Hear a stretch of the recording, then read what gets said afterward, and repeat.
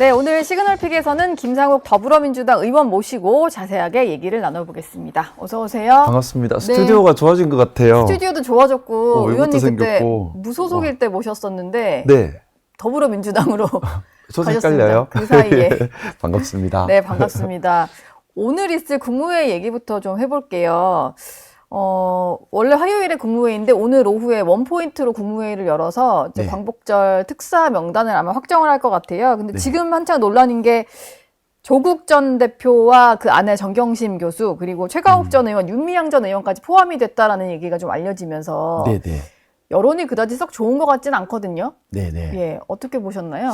우선 법무부 사변심사위원회에서 올린 안대로 그대로 되는 경우들이 많더라고요. 예. 그래서 아마 그대로 되지 않을까라고 추정을 하는데, 먼저 우리가 사면에 대해서 좀 생각을 해봤으면 해요. 뭐냐면 사면이라고 하는 건 죄가 없다는 것이 아니거든요. 죄는 있는데 예. 대통령이 이제 사면해 준다 말 그대로 그런 취지인데요. 이제 어떻게 보면 사면이 언제 이런 권리가 생겼는지를 보면 미국에서 대통령이 처음 시작할 때 왕 대신 대통령이 생긴 거잖아요. 네. 왕이 가지고 있던 권한을 주는 것으로 시작을 했는데 지금은 2025년에 민주주의 사회지 않습니까? 그러니 지금은 좀 새로운 민주주의적 기능을 해야 된다고 생각하고 네. 있고요. 그렇다 그러면 저는 좀 사면에 대해서 우리가 생각을 할 때 몇 가지 도구마를 거쳐야 된다고 생각해요. 2025년 민주주의 대통령제 안에서의 사면권 행사이기 때문에 네. 그 첫 번째가 내재적 한계를 지켜야 한다고 생각합니다. 뭐냐 하면 대통령이 헌법을 수호하기 위해서 사면권을 행사하는 거잖아요. 마찬가지로 네. 대통령의 모든 직무는 헌법 수호와 직결되기 때문에 그래서 헌법 수호라는 내재적 한계를 준수해야 되고, 두 번째는 사면권 행사하는 목적에 대한 생각을 해야 돼요. 그게 뭐냐면 사회 통합이나 또는 국민 법감정에 어긋난 사법권 행사를 통제하는 것이나 이렇게 사면의 목적에 좀 부합해야 하고요. 예. 첫 번째, 두 번째를 통과한 다음에 마지막 세 번째, 이제 우리 국민들께서 수용할 수 있는 것인가, 국민 수용성을 또 검토를 해야 하는데, 이 국민 수용성을 검토할 때 좀 전제돼서 중요하게 봐야 되는 것이 실체적 진실, 진짜 사실은 무엇이었을까? 왜냐하면 정치적 공방을 하다 보면 진짜 사실과는 다르게 이만큼 부풀려져 가지고 오해하게 되는 경우가 많거든요. 그쵸. 그때는 잘못된 여론이 또 생길 수도 있어요. 그래서 이 중에서 저는 그렇게 생각해요. 첫 번째, 내재적 한계를 지키지 않았거나, 두 번째, 사면의 목적에 맞지 않았을 때는 예. 명시적으로 반대를 해야 되죠. 하지만 세 번째, 국민 수용성에 문제가 있을 때는 이것은 사면을 결정하는 결정권자가 면밀하게 여론 추이를 살펴보고 정무적 판단을 내리고 그 정무적 판단에 따른 정치적 책임과 이익을 이제 가져가는 거라고 생각을 합니다. 근데 예를 들어서 그런 거예요. 예전에 민주화운동 하다가 집시법을 위반했다. 그러면 헌법의 내재적 한계를 탈피한 것도 아니고 사회통합 목적에도 맞으니까 1, 2 요건은 충족을 했죠. 하지만 그렇다고 풀어주는 것이 과연 맞느냐 안 맞느냐, 이거는 국민 수용성을 검토해야 되는 거죠. 예. 그래서 예를 들어 보면 그런 겁니다. 예전에 윤석열 정권 때 강서구청장에 대해서 사면권을 바로 행사했죠. 했죠. 첫 번째, 헌법의 내재적 한계를 일탈했나요? 그건 아닌 것 같아요. 근데 사면의 목적에 맞나요? 목적에는 안 맞죠. 안 맞죠. 그러니까 잘못된 사면이라고 비판을 받는 겁니다. 두 번째 단계를 통과 못한 거예요. 예. 그럼 윤석열 대통령이 예를 들어 내란죄로 유죄 판단을 받았는데, 가정입니다. 사면의 대상이 될까요? 첫 번째를 통과 못하겠죠. 헌법의 내재적 한계. 네. 헌법 파괴범에게 헌법 수호 의무 있는 자가 사면권 행사할 수 없으니까 이것도 안 되는 거죠. 예. 근데 예전에 고 김영삼 대통령님이 정청래 지금 현 민주당 대표에 대해서 사면을 해줬었어요. 알고 계신지 모르겠지만 네. 사면을 행사해서 이제 어떻게 보면 고 김영삼 대통령이 사면을 해줘서 정청래 지금 현재 민주당 대표님이 정치활동을 하게 된 역사적 아이러니가 있는데, 이거 같은 경우는 헌법의 내재적 한계 일탈 아니고 사회통합이라는 목적에 부합했고 당시 국민 수용성에서도 부합했던 것 같아요. 그러니까 큰 비난 없이 진행이 됐던 것이고. 예. 자, 이런 기준으로 우리가 좀 체계화시켜 볼 필요가 있지 않나 하는 생각을 하는데, 제가 왜 좀 장황하게 이 말씀을 드리냐면, 그래서 전 듣다가 계속 그래서 이분들은 어디에서 걸리는 거냐, 아니 그러니까 안 걸린다는 거냐라는 생각이 들었어요. 제가 예. 장황하게 이 말씀을 드리는 거는 네. 우리가 이런 이슈가 있을 때 그냥 단순하게 내 생각은 뭡니다, 이건 중요하지 않은 것 같아요. 네. 그거는 민주주의가 성숙하지 못하는 것이고요. 어떤 이슈가 있을 때 민주주의의 수준이라고 하는 것은 주권자인 국민들의 의식 수준에 따라 결정이 되는 겁니다. 그럼 예. 이런 이슈가 있을 때 우리 주권자인 국민들께서 판단할 수 있는 판단 기준을 제공하는 것이 정치인들이 해야 될 말이라고 생각해요. 네. 판단을 대신해 주는 게 아니라 예. 판단 기준을 기준을 먼저. 제공하는 거. 그래서 저는 우리 국민들께서 보실 때 첫 번째 헌법의 내재적 한계, 사면권의 내재적 한계를 일탈했는지, 두 번째 사면의 목적에 부합하는지, 네. 1번, 2번이 통과했다면 그다음에 세 번째 그때는 국민 수용성 이런 부분이죠. 네. 자, 그러면 이번에 사면의 대상으로 거론되고 있는 조국, 윤미향, 뭐 최강욱 이런 분들 보면 자, 이분들에 대한 사면을 해주는 것이 헌법의 내재적 한계를 일탈했느냐? 헌법 파괴범은 아니기 때문에 예. 내재적 한계 일탈은 아닌 것 같아요. 네, 입시 비리와 뭐 공급횡령 그런 정도니까. 거니까. 예. 근데 일단 그 사면의 내재적 한계를 일탈한 건 아니죠. 두 번째, 이분들을 사면을 하려는 목적이 무엇일까? 추정이긴 하지만, 결국, 사면의 목적이라고 하는 것이 뭐 사회 통합이나 이런 부분들이 또는 사법권이 과도하게 형성된 것이 아닌가라는 뭐 이런 반성적 목적인 것 같아요. 그러면 네. 사면의 목적도 일탈한 건 아닌 것 같아요. 그럼 세 번째, 국민 수용성이 이제 1번, 2번은 통과를 했으니까, 그럼 명시적 반대할 사안은 아니고, 중요한 거는 이제 국민 수용성, 여론이죠. 네. 여론. 네. 근데 이 여론을 볼 때 제일 중요하게 봐야 되는 것이 제가 말씀드렸던 것처럼 이제 여론은 이제 그 국민들께서 판단하시는 거죠. 네. 그래서 사면의 결정권자인 대통령께서 사면을 행사할지 말지에 대해서 면밀하게 여론을 보셔야 되는 사안이라고 저는 생각을 해요. 예. 1번, 2번은 통과를 했기 때문에 3번이 네. 걸리는 거니까 면밀하게 여론을 보시고 그 여론에 따라 정무적 판단을 하고 그 정무적 판단에 따른 이익과 정치적 이익과 손해는 이제 결정권자한테 규결이 되겠죠. 근데 이 정무적 판단을 할 때 우리 결국 국민들께서 정무적인 여론을 조성해 주시는 건데 중요한 것은 어떠한 실체적 진실이 있었는가를 면밀하게 보시고 여기에 대해서 오해가 없는 객관적 팩트를 가지고 여론이 조성되어야 되지 않나라는 네. 생각은 가지고 있어요. 그러면은 지금 제가 듣기로는 아직 결론부는 말 안 하신 것 같은데 제가 지금 함부로 알려진 결론하면 것과 안 되죠. 다른 팩트가 있을 수 있다 이런 아니요. 생각이신가요?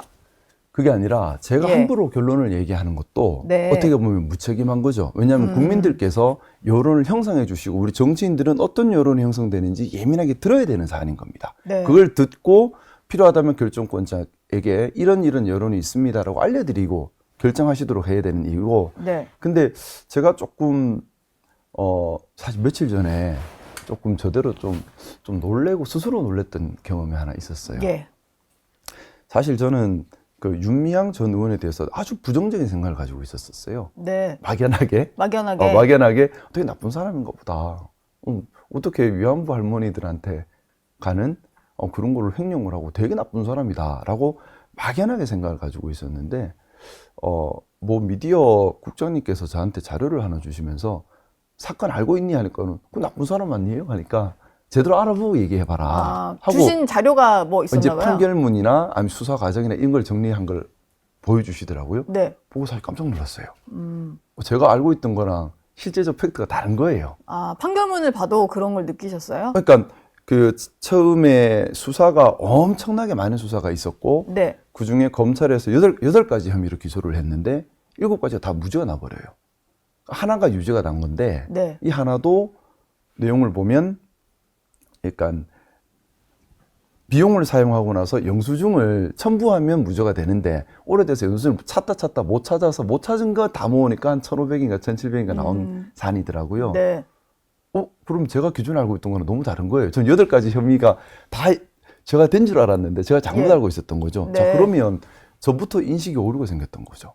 그 그러니까 실체적 진실에 대해서는 조금 과대하게 생각한 게 있었고. 제가 스스로 그랬던 것 보니까. 같아요. 그래서 좀 반성을 했어요. 예. 그래서 제가 그 얘기를 하는 거예요. 이제 1번 내재적 한계 일탈은 아니고 2번 목적 부합은 맞고 그럼 3번 국민 수용성 부분인데 국민 수용성은 여론 부분입니다. 근데 여론에서 우리가 생각해야 되는 것은 진짜 팩트가 뭔지 과장된 팩트가 아니라 진짜 팩트가 뭔지를 가지고 그러면 이 정도 팩트인데 사회 통합을 위해서 해주는 예. 것이 맞느냐로 판단해 들어가는 지금 거죠. 의원님께 여쭤볼 게 많아서 여기서 조금 마무리를 하자면 근데 네. 대부분의 국민들이 생각하는 실체적 진실은 자세하게 판결문을 읽어보진 않았지만 그 두 분이 조국 전 대표와 윤미향 전 의원만 따져보자면 유죄가 확정이 돼서 한 분은 실형을 살고 계시고 한 분은 어쨌든 형이 확정돼서 집행유예 형을 받았다. 네네. 그러니까 둘 다 유죄라는 거는 기억을 하거든요. 그래서 이제 심리적으로 거부감을 느끼시는 분들이 꽤 많은 건데. 사면이라는 것 자체가 처음 말씀드렸던 것처럼 죄가 없다가 아니에요. 예. 죄가 있는데 대통령이 용서해 준다가 용서를 사면의 해준다. 개념입니다. 그게 사면의 개념이지. 이걸 예. 그래서 뭐 방송 보면 죄가 없습니다 하고 나오더라고요. 그거는 사면의 개념이 아니에요. 죄가 없음을 다투는 것은 재심으로 해야 될 일이죠. 죄가 있고 없고의 개념이 아닌 것이다. 죄는 있는데 네. 용서해 준다는 게 사면인 것이고요. 죄가 없습니다. 이건 재심으로 다투어야 되는 일이죠. 근데 이런 건 어떨까요? 지금 이제 국민적인 통합 차원에서 보통 사면을 좀 하잖아요. 네네. 근데 이게 일각에서 좀 보기에는 네. 여권 통합을 위한 사면, 이를테면 문재인 전 정부 때 인사라든지 이렇게 여권끼리는 똘똘 뭉칠 수 있는데 뭐 민주당을 지지하지 않는 일반 국민이 봤을 때는 저게 벌써 사면을 받을 만한 일인가? 뭐 이런 생각도 좀 들거든요. 그러니까 이제 제가 그 말씀 드린 거예요. 1번 내재적 관계 일탈 또는 2번 목적 잘못된 것은 비판을 해야 될 대상입니다. 하지만 3번 국민 수용성의 문제, 말씀하신 수용성으로 들어가거든요. 예. 수용성 문제는 결정권자가 재량적으로 정무적으로 판단하는 영역이죠. 그래서 고도의 정치적 행위로 보고 재량을 인정해 줘야 되는 영역이고요. 예. 이제 결정권자께서 여론을 추이를 잘 보고 판단을 하시겠지만 정무적인 목적 때문에 가는 거니까 1번, 2번은 잘못은 아니니 그러면 이제 충분히 실체적 진실이 어떠하고 그러한 실체적 진실을 바탕으로 이런 목적에서 사면을 하는 것이 사회에 필요합니다라는 게 설득이 많이 돼 있으면 예. 플러스가 될 것이고 그게 충분히 안 되면 정치적으로 또 마이너스가 될 수도 있겠죠. 또 길게 보면 마이너스라도 플러스가 된다. 이거는 이제 재량권자가 본인이 판단하실 부분인 것 같아요. 근데 네. 이 판단을 할 때 핵심은 또 여론이잖아요. 근데 제가 계속 실체적 진실을 정확하게 봐야 된다는 말씀을 드리는 것이 이 여론이 실체적 진실이 아니라 예. 왜곡된 사실 또는 선동된 사실 또는 부풀려진 사실 때문에 여론이 잘못 형성된다면 네. 그거는 그렇게 잘못된 여론을 형성하게 만든 사람들이 책임을 져야 될 문제가 돼버려요. 제가 그래서 이번에 윤미향 건 보고 제 스스로 좀 놀랬던 게 저는 사실 그 전에 어떤 일이 있었는지 깊이 알아보지 않았었거든요. 예. 단순히 왜냐면 제가 정치하지 않았을 때 있었던 일이기 때문에 근데 그때는 단순히 되게 나쁜 사람이라는 이미지가 강했는데 이번에 어떤 일이 있었는지 도리어 다 객관적으로 팩트 정리를 해보니까 예. 이거밖에 안 돼? 저는 8개면 다 유죄는 안 줄 알았는데 그게 네. 아니라 하나만 유죄가 나오고 나머지 다 무혐의가 됐더라고요. 네. 그리고 그 한 개도 영수증만 준비되면 무죄가 돼버리는 사안이었어요. 근데 영수증이 없으니까 결과적으로 횡령인 건 맞는 거 아닌가요? 근데 그렇게 판단을 법원에서는 한 것 같은데 근데 우리가 살면서 영수증 다 챙기나요? 그렇죠. 그렇죠. 그러니까 제가 문제 삼는 게 이거예요. 뭐냐면 그동안 우리 정치검찰이라는 얘기를 했었잖아요. 그게 예. 뭐냐면 정치적으로 저 사람을 공격해서 없애버리겠어라고 목표를 타깃을 정하고 다 털어버리는 거예요. 나올 때까지 턴다고 달달달달 털어 들어가는 거거든요. 네. 근데 사실 그렇게 털면은 안 털릴 사람 있을까요? 누구도 뭐라도 나오지. 100% 안심하세요. 그렇게 예. 터시면 10년치 나오겠죠. 모든 걸 다 해버리면 100% 안전한 사람 없을 거예요. 근데 그러면은 좀 그동안의 질문, 정치검찰이라고 하는 것은 네. 어떻게 보면 그러니까 우리 편 적군을 정한다면 적군에 대해서는 확 다 벗겨버려서 뭐라도 네. 찾아내겠다 하는 형태로 들어갔었거든요. 만약에 그것 때문에 나온 것이 이런 혐의라면 검찰이 그렇게 하는 거는 사법권을 남용한 것인데라는 우리 국민 법감정의 판단이 있다면 거기에 대해서 사면권을 행사하는 것은 말씀드렸던 두 번째 사면권의 목적에는 부합한다는 거죠. 그럼 반대로 좀 여쭤보면 네. 이게 지금 이재명 정부에서 여러 가지 특검 수사도 진행이 되고 하잖아요. 그럼 정권이 뭐 당장 바뀔지 아주 나중에 바뀔지 모르겠습니다만 그때 돼서 만약에 지금 이제 국민의힘 진영에 있는 분들이 그 당시에 무리한 수사였다, 억울한 수사였다 이렇게 하면 그 말도 좀 귀 기울여 볼 필요가 있다고 생각하시나요? 당연히 그렇죠. 저도 이번에 이제 윤미향 거 보고 나서 혹시 윤석열 대통령에 대해서도 그런 게 있나라고 한번 되물어 생각을 해봤어요. 예. 근데 그건 아닌 것 같아. 그건 아닌 것 같아요. 왜냐하면 다 팩트 기반이기 때문에 예. 중요한 건 팩트 기반인지 팩트가 아닌 선전성동으로 확대 재생산한 건지 예. 예를 들어 저 윤미향 사건 같은 경우 제가 되게 나쁘게 봤던 게 그때 모든 언론에서 집중 공격을 했었거든요. 그리고 그때 뭐 곽상도 전 의원이 무슨 TF 위원장을 맡아가지고 막 정말 다 털었는데 근데 10년, 20년 산 걸 다 털어서 영수증 1,500만 원치를 못 찾아간 것 때문에 유죄 판결이 났다. 이건 좀 제가 알고 있는 인식과 팩트가 너무 차이 나는 거죠. 너무 악마가 되었다 이렇게 그런 보시는군요. 부분들은 우리가 여론을 형성할 때에 예. 그러니까 무혐의 난 걸 기준으로 할 것이 아니라 유죄 난 걸 기준으로 보는 거죠. 왜냐하면 죄가 있는데 용서해 주는 거잖아요. 네. 그러면 말 그대로 판사님이 죄가 있다고 판단한 걸 기준으로 판단을 해야 되는 거죠. 알겠습니다. 민주당 얘기를 좀 해볼게요. 민주당 네. 소속이 되신 이후에 당 대표가 바뀌었는데 네. 정청래 대표 같은 경우는 이제 그 보좌관 갑질 논란으로 그 장관 후보에서 낙마한 강선우 의원을 좀 챙기는 것 같아요. 네. 뭐 비를 함께 맞아야 동지다 뭐 이런 얘기를 하면서 네. 그리고 지금 강선우 의원이 민주당의 국제위원장인 것 같은데 이 당직도 좀 유지를 하겠다라고 하는 것 같습니다. 근데 네네. 보좌진들 입장에서 또 보기에는 너무 강선우 의원만 감싸는 것은 이제 갑질 논란에 대해서는 묻고 가자거나 아니면은 갑질 폭로자가 오히려 문제였다거나 이런 인식이 좀 생기는 것 같아서 그런 우려는 좀 있는 것 같거든요. 혹시 김상호 의원 생각은 어떠세요? 일단 어떤 일이 있었는지 저는 일단 정확히 알지는 못해요. 그래서 예. 저도 예전에 강선우 후보자가 국민 수용성 부분에서 모자라다라고 얘기를 했는데 그때도 제가 기준을 3가지를 제시를 했었습니다. 예. 첫 또 세 번째는 가지입니까? 네. 뭔가 판단을 할 때 기준을 갖는 건 되게 기준을 중요한 제시해 것 같아요. 주시는 왜냐하면 저는 네. 보수주의자인데 보수주의자는 원칙 중심입니다. 예. 원칙이라고 하면 기준이 있다는 거예요. 네. 기준 없이 마음대로 할 수는 없어요. 예. 그래서 저는 어떤 사안 볼 때 이 사안의 기준을 뭘로 봐야 되지? 이걸 기준 항상 생각을 먼저 하거든요. 네. 장관 후보자는 기본적으로 국무위원이잖아요. 예.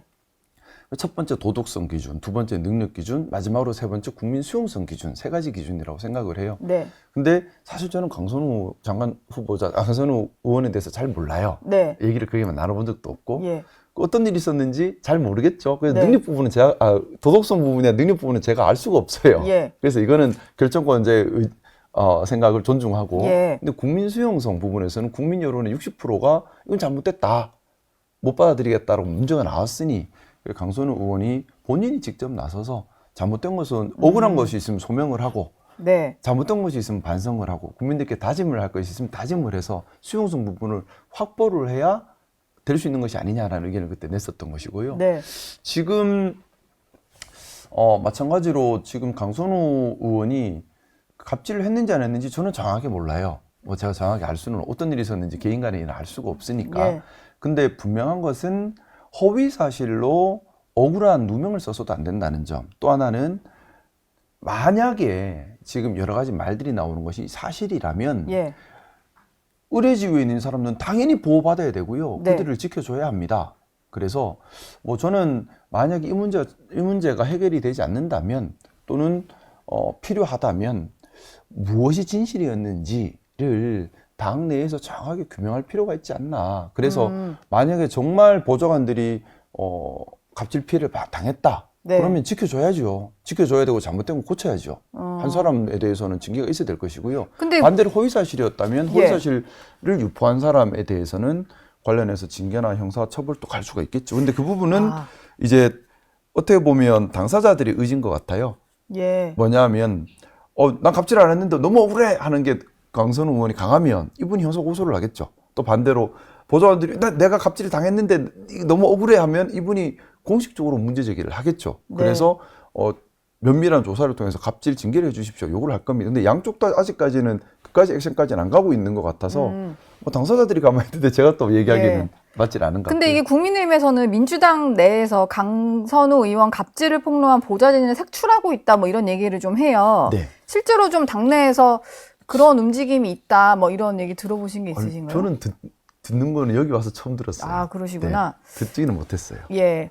그리고 제가 김상호 의원 만나면 좀 궁금해서 그 국민의힘과 민주당을 좀 비교해 보시자면 네. 뭐 비슷하다는 분도 있을 수 있고 어쨌든 거대 양당이니까 그 시스템이나 생리 구조는 비슷할 수도 있고 지금 근데 국민의힘은 또 극우 논란이 또 한창인 터라 또 민주당도 당원 주권 정당 얘기를 하면서 당심이 되게 강한 정당이잖아요. 그래서 일명 그 극성 당원들에 대해서 뭐 개딸이라는 칭호도 붙이고 뭐 그러는데 비교를 해보자면 좀 어떤가요? 국민의힘과 비교했을 때 그래도 민주당의 어떤 정당 민주주의 이런 게 더 훌륭해 보이세요?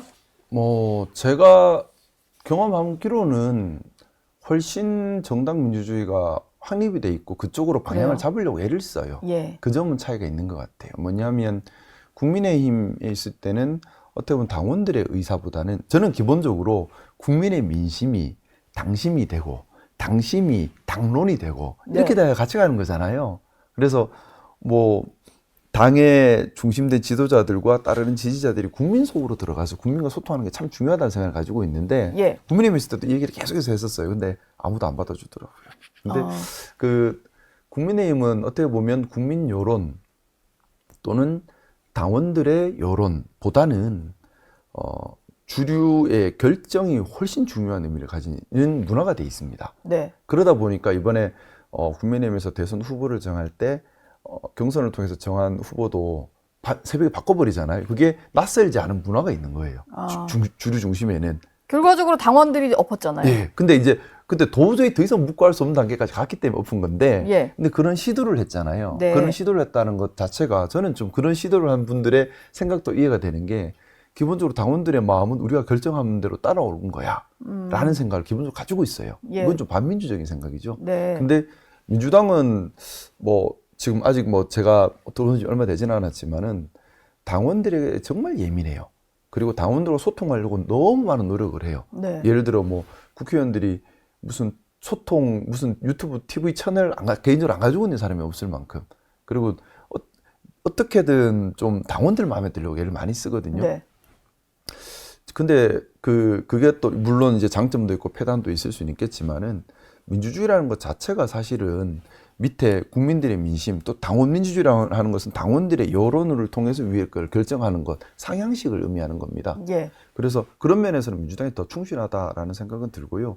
물론 그러면은 소수의 강성이 여론을 주도하는 것 아니냐 반문하실 수도 있죠. 그럴 것 같은데요. 그럴 수도 있어요. 근데 예. 그 또한 일반 당원들이 또 컨트롤 해줘야 되는 거죠. 근데 제가 답답하게는 하겠지만은 민주주의의 성패는 철저하게 주권자 국민의 의식 수준에 달려 있고요. 네. 당원 민주주의, 민주정당의 성패는 당원들의 의식 수준에 달려 있는 거예요. 당원들의 의식 수준이 낮으면 민주정당 실패하고요. 네. 국민들의 의식 수준이 낮으면 국가 민주주의도 실패하는 겁니다. 반대로 높으면 성공하는 거거든요. 제가 그래서 기회가 닿으면 제 결론을 얘기하기보다는 제 생각에 이런 사안의 참고 판단 기준은 이러해야 하니 국민 여러분들 같이 고민해 주십시오 말씀을 드리는 겁니다. 우리 같이 고민해서 같이 의식 수준을 올려 노력을 같이 해보자는 겁니다. 근데 민주당은 좀 대대로 네. 그 본인들의 어떤 생각하는 대로 움직이지 않는 의원을 수박이라고 칭하면서 막 색출해야 된다라고 하잖아요. 그런 것도 보시기에는 그냥 당원들의 다양한 의견이다. 저보고도 수박이라고 공격 많이 하던데요. 아, 그래요? 그런 거는 조금 그래도 문제가 있는. 그렇죠.